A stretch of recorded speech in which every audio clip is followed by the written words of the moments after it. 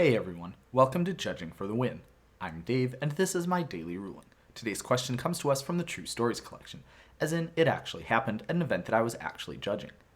Amy controls Dragon Rage Channeler, and she plays a lightning bolt.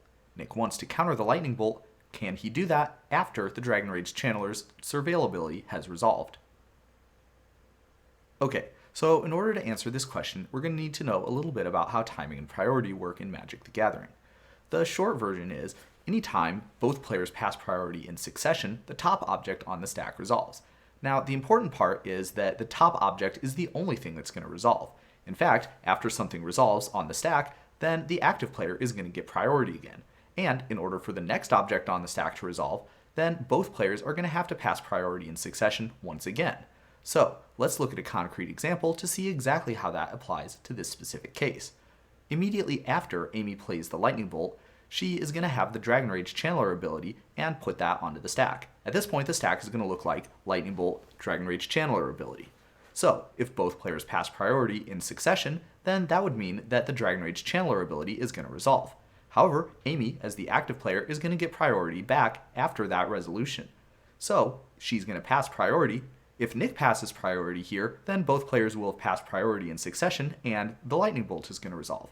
However, if Nick plays the counterspell here, then he's going to be able to get the result that he wanted. He's going to be able to play the counterspell on the lightning bolt, and he's going to be able to do that after the Surveil trigger has resolved. I'd say that this is probably going to be the correct way to play it in about 99% of cases. Reason being is that you're not giving your opponent the information that you're planning on countering their spell while they're deciding what to do with the Surveil trigger.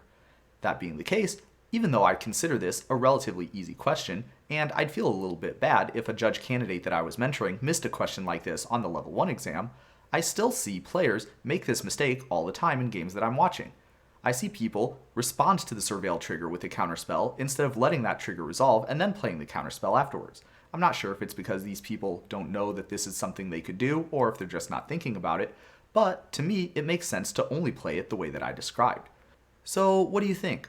Are the players that I saw making this play just being careless? Or is it the case that there's some other reason why someone would want to play the counterspell in response to the trigger? Or maybe this is the sort of ruling that's a little bit more complicated and less intuitive than I give it credit for. I'd like to see what everybody has to say in the comments.